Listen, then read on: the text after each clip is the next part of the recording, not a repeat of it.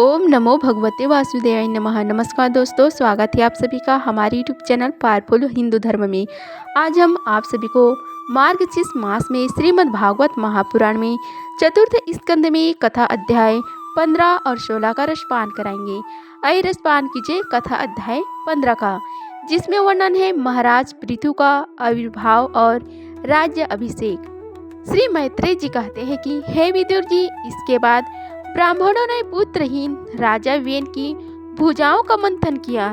तब उनसे एक स्त्री और पुरुष का जोड़ा प्रकट हुआ। ब्रह्मवादी ऋषि उस जोड़े को उत्पन्न हुआ देख और उसे भगवान का अंश जान बहुत ही प्रसन्न हुए और बोले।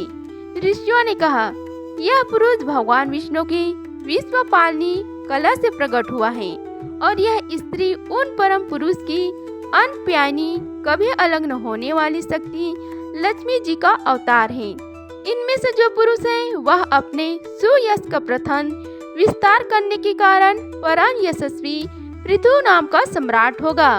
राजाओं में यही सबसे पहला होगा।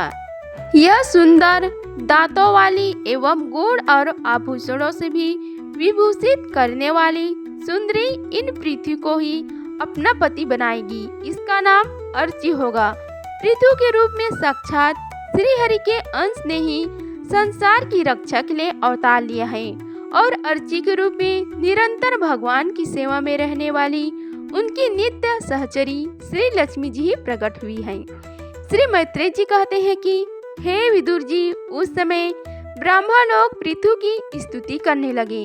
श्रेष्ठ गंधर्वों ने गुणगान किया, सिद्धों ने पुष्पों की वर्षा की, अप्सराएं नाचने लगी, आकाश में शंख, तुरही, मृदंग और दुंदुभी आदि बाजा बजने लगे। समस्त देवता, ऋषि और पितर अपने अपने लोकों से वहां आए। जगत गुरु ब्रह्म जी देवता और देवसुरों के साथ पधारे। उन्होंने वेन कुमार पृथु के दाहिने हाथ में भगवान विष्णु की हस्त रेखाएं और चरणों में कमल का चिन्ह देकर उन्हें श्री हरि का ही अंश समझा, क्योंकि जिसके हाथ में दूसरी रेखाओं में बिना कटा हुआ चक्र का चिन्ह होता है वह भगवान का ही अंश होता है। वेदवादी ब्राह्मणों ने महाराज पृथु के अभिषेक का आयोजन किया। सब लोग उसकी सामग्री जुटाने में लग गए। उस समय नदी, समुद्र, पर्वत, सर्प, गांव, पक्षी, मृग, स्वर्ग, पृथ्वी तथा अन्य सब प्राणियों ने भी उन्हें तरह तरह के उपहार भेंट किए। सुंदर वस्त्र और आभूषणों से अलंकृत महाराज पृथु का विधिवत राज्य अभिषेक हुआ। उस समय अनेकों अलंकारों से सजी हुई महारानी अर्ची के साथ वे दूसरे अग्निदेव की सदृश जान पड़ते थे। हे वीर विदुर जी, उन्हें कुबेर ने बड़ा ही सुंदर सोने का सिंहासन दिया तथा वरुण ने चंद्रमा के समान श्वेत और प्रकाशमय छत्र दिया, जिससे निरंतर जल की फूहियां झरती रहती थी। वायु ने 2 चवर, धर्म ने कीर्तिमयी माला, इंद्र ने मनोहर मुकुट, यम ने दमन करने वाला डंडा, ब्रह्मा ने वेदमय कवच, सरस्वती ने सुंदर हार, विष्णु भगवान ने सुदर्शन चक्र, विष्णु प्रिया लक्ष्मी जी ने अविचल संपत्ति, रुद्र ने 10 चंद्रकार चिन्हों से युक्त कोस वाली तलवार, अंबिका जी ने 100 चंद्रकार चिन्हों वाली ढाल, चंद्रमा ने अमृतमय अश्व, त्वष्टा विश्वकर्मा ने सुंदर रथ, अग्नि ने बखरे और गांवों के सिंहों का बना हुआ सुदृढ़ धनुष, सूर्य ने तेजोमय प्राण, पृथ्वी ने चरण स्पर्श मात्र से अभीष्ट स्थान पर पहुंचा देने वाली योगमयी पादुकाएं, आकाश के अभिमानी द्रव देवताओं ने नित्य नूतन पुष्पों की माला,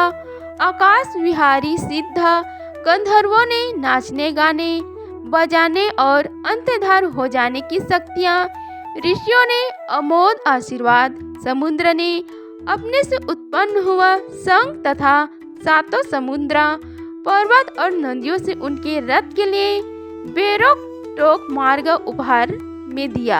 इसके पश्चात सूत, मगध और वंदी जन उनकी स्तुति करने के लिए उपस्थित हुए। तब उन स्तुति करने वालों का अभिप्राय समझकर वेन पुत्र परम प्रतापी महाराज पृथु ने हंसते हुए मेघ के समान गंभीर वाणी में कहा। पृथु ने कहा, हे सौम्य, सूत, मगध और वंदीजन, अभी तो लोकों में मेरा कोई भी गुण प्रकट नहीं हुआ है, फिर तुम किन गुणों को लेकर मेरी स्तुति करोगे? मेरे विषय में तुम्हारी वाणी व्यर्थ नहीं होनी चाहिए, इसलिए मुझसे भिन्न किसी और की स्तुति करो। मृदु भाषियों, कालांतर में जब मेरे अप्रगट गुण प्रकट हो जाए तब भर पेट अपनी मधुर वाणी से मेरी स्तुति कर लेना। देखो, शिष्ट पुरुष पवित्र कृति श्री हरि के गुड़ा अनुवाद के रहते हुए तुच्छ मनुष्य की स्तुति नहीं किया करते। महान गुणों को धारण करने में सामर्थ होने पर भी ऐसे कौन बुद्धिमान पुरुष हैं जो उनके न रहने पर भी केवल स्वभाव मात्र से स्तुति करने वालों द्वारा अपनी स्तुति कराएगा। यदि यह विद्या अभ्यास करता तो इसमें अमुक अमुक गुण हो जाते। इस प्रकार स्तुति से तो मनुष्य की वंचना की जाती है। वहाँ मंदमती यह नहीं समझता कि इस प्रकार तो लोग उसका उपहास ही कर रहे हैं। जिस प्रकार लज्जाशील उदार पुरुष अपने किसी निंदित पराक्रम की चर्चा होनी बुरी समझते हैं, उसी प्रकार लोग विख्यात सामर्थ्य पुरुष अपने स्तुति को भी निंदित मानते हैं। सूतगढ़, अभी हम अपने श्रेष्ठ कर्मों के द्वारा लोक में अप्रसिद्ध नहीं है। हमने अब तक कोई भी ऐसा काम नहीं किया है जिसकी प्रशंसा की जा सके। तब तुम लोगों से बच्चों के समान अपनी कृति का किस प्रकार गान करवाएं। इति श्री भागवत महापुराण में चतुर्थ स्कंद में कथा अध्याय 15 का समाप्त हुआ। आई राजपान कीजिए कथा अध्याय 16 का, जिसमें वर्णन है वंदनीय जन द्वारा महाराज पृथु की स्तुति। श्री मैत्रेय जी कहते हैं कि हे महाराज, पृथु ने जब इस प्रकार कहा तब उनके वचन नाम अमृत का अश्व वादन करके सूद आदि गायक लोग बड़े प्रसन्न हुए। फिर वे मुनियों की प्रेरणा से उनकी इस प्रकार स्तुति करने लगे। आप साक्षात देव प्रवर श्री नारायण ही हैं, जो अपनी माया से अवतीर्ण हुए हैं। हम आपकी महिमा का वर्णन करने में सामर्थ नहीं है। आपने जन्म तो राजा विन की मृतिक शरीर से लिया है, किंतु आपके पौरुषों का वर्णन करने में ब्रह्मा आदि का बुद्धि भी चकरा जाता है। तथापि आपके कथा अमृत के आस्वादन में आदर बुद्धि रखकर मुनियों के उपदेशों के अनुसार उन्हीं के प्रेरणा से हम आपके परम प्रसन्न कर्मों को कुछ विस्तार करना चाहते हैं। आप साक्षात श्री हरि की कला अवतार हैं। आपकी कृति बड़ी उदार है। हे धर्मधारियों में श्रेष्ठ महाराज पृथु, लोगों को धर्म में प्रवृत्त करके धर्म मर्यादा की रक्षा करेंगे तथा उसके विरोधियों को दंड देंगे। ये अकेले ही समय समय पर प्रजा के पालन पोषण और अनुरंजन आदि कार्य के अनुसार अपने शरीर में भिन्न भिन्न लोकपालों की मूर्तियों को धारण करेंगे तथा यज्ञ आदि के प्रचार द्वारा स्वर्गलोक और वृष्टि की व्यवस्था द्वारा भूलोक दोनों का ही हित साधन करेंगे। इस सूर्य के समान अलौकिक महिमावंतित प्रतापवान और समदर्शी होंगे। जिस प्रकार सूर्य देवता 8 महीने तपते रहकर जल खींचते हैं और वर्षा ऋतु में उसे उड़ेल देते हैं, उसी प्रकार एक कार्य आदि के द्वारा कभी धन संचय करेंगे और कभी उसका प्रजा के हित के लिए व्यय कर डालेंगे। ये बड़े दयालु होंगे। यदि कभी कोई दीन पुरुष इनके मस्तक पर पैर भी रख देगा तो भी ये पृथ्वी के समान उसके इस अनुचित व्यवहार को सदा सहन करेंगे। कभी वर्षा न होगी और प्रजा के प्राण संकट में पड़ जाएंगे तो ये रास वेशधारी श्री हरि इंद्र की भांति जल बरसाकर अनायास ही उसकी रक्षा कर लेंगे।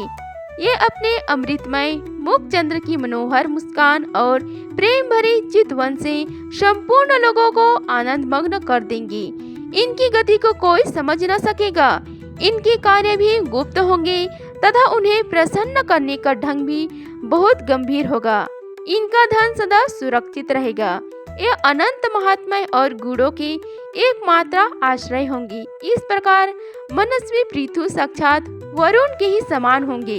हे महाराज, पृथ्वीवेन रूप अग्नि के मंथन से प्रकट हुए अग्नि के समान है। शत्रुओं के लिए ये अत्यंत दुर्धर्ष और दुस्साह होंगे। ये उनके समीप रहने पर भी सेना आदि सुरक्षित रहने के कारण बहुत दूर रहने वाले से होंगे। शत्रु कभी इन्हें हरा न सकेंगे। जिस प्रकार प्राणियों के भीतर रहने वाला प्राण रूप सूत्र आत्मा शरीर के भीतर बाहर के समस्त व्यापारियों को देखते रहने पर भी उदासीन रहता है, उसी प्रकार ये गुप्तचरों के द्वारा प्राणियों के गुप्त और प्रकट सभी प्रकार के व्यापार देखते हुए भी अपनी निंदा और स्तुति आदि के प्रति उदासीन वत रहेंगे। ये धर्म मार्ग में स्थित रहकर अपने शत्रु के पुत्र को भी दंडनीय न होने पर कोई दंड न देंगे और दंडनीय होने पर तो अपने पुत्र को भी दंड देंगे। भगवान सूर्य मनुष्य उत्तर पर्वत तक जितने प्रदेशों को अपनी किरणों से प्रकाशित करते हैं, उस संपूर्ण क्षेत्र में इनका निष्कंटक राज्य रहेगा। ये अपने कार्यों से सब लोगों को सुख पहुंचाएंगे, उनका रंजन करेंगे। इससे उन मनोरंजनात्मक व्यापारों के कारण प्रजा इन्हें राजा कहेंगी। ये बड़े दृढ़ संकल्प, सत्य प्रतिज्ञा, ब्राह्मण भक्त, वृद्धों की सेवा करने वाले, शरणागत वत्सल, सब प्राणियों को मान देने वाले और दीनों पर दया करने वाले होंगे। ये पर स्त्री में माता के समान भक्ति रखेंगे, पत्नी को अपने आधे अंग के समान मानेंगे, प्रजा पर पिता के समान प्रेम रखेंगे और ब्रह्मवादियों को सेवक होंगे। दूसरे प्राणी इन्हें उतना ही चाहेंगे जितना अपने शरीर को। ये सुहृदय के आनंद को बढ़ाएंगे। ये सर्वदा वैराग्यवान पुरुषों से विशेष प्रेम करेंगे और दुष्टों को दंड प्राणी यमराज के समान सदा दंड देने के लिए उद्यत रहेंगे। तीनों लोगों के अधिष्ठाता और निर्विकार साक्षात श्री नारायण के ही इनके रूप में अपने अंश से अवतार लिया है, जिनमें पंडित लोग अविद्यावश प्रतीत होने वाले इस नाना तत्व को मिथ्या ही समझते हैं। ये अद्वितीय वीर और एकक छत्र सम्राट होकर अकेले ही उद्यानचल पर्यंत समस्त भूमंडल की रक्षा करेंगे तथा अपने जयशील रथ पर चढ़कर धनुष हाथ में लिए सूर्य के समान सर्वत्र प्रदक्षिणा करेंगे। उस समय जहाँ तहाँ सभी लोकपाल और पृथ्वीपाल इन्हें भेंट समर्पण करेंगे। उनकी स्त्रियां इनका गुणगान करेगी और इन आदिराज को साक्षात श्री हरि ही समझेगी। ये प्रजापालक राजाधिराज होकर प्रजा के जीवन निर्वाह के लिए गौ रूपधारी पृथ्वी का दोहन करेंगे और इंद्र के समान अपने धनुष के कोनों से बातों की बात में पर्वतों को तोड़ फोड़ कर पृथ्वी को समतल कर देंगे। रणभूमि में कोई भी इनका वेग नहीं सह पाएगा। जिस समय ये जंगल में पूंछ उठाकर विचरते हुए सिंह के समान अपने अजगौ धनुष का टंकार करते हुए भूमंडल में विचरेंगे, उस समय सभी दुष्ट जन इधर उधर छिप जाएंगे। इस सरस्वती के उद्गम स्थान पर 100 अश्वमेघ कराएंगे। तब अंतिम यज्ञ अनुष्ठान के समय इंद्र इनके घोड़े को हर कर ले जाएंगे। अपने महल के बगीचे में इनकी एक बार भगवान सनत कुमारों से भेंट होगी।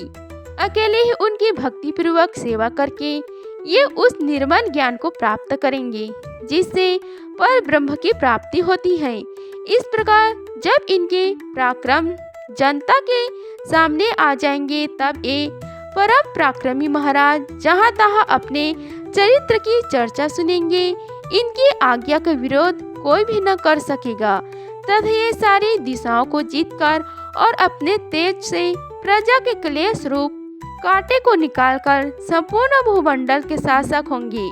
उस समय देवता और असुर भी इनके विपुल प्रभाव का वर्णन करेंगे। इस श्री भागवत महापुराण में चतुर्थ स्कंद में कथा अध्याय 16 का समाप्त हुआ। अगर आप सभी को हमारी वीडियो अच्छी लगी होगी तो वीडियो को लाइक कीजिए, चैनल को सब्सक्राइब कीजिए और कमेंट बॉक्स में ओम नमो भगवते वासुदेवाय लिखिए। धन्यवाद। मिलते हैं अगले वीडियो में, तब तक के लिए जय श्री राधे कृष्णा।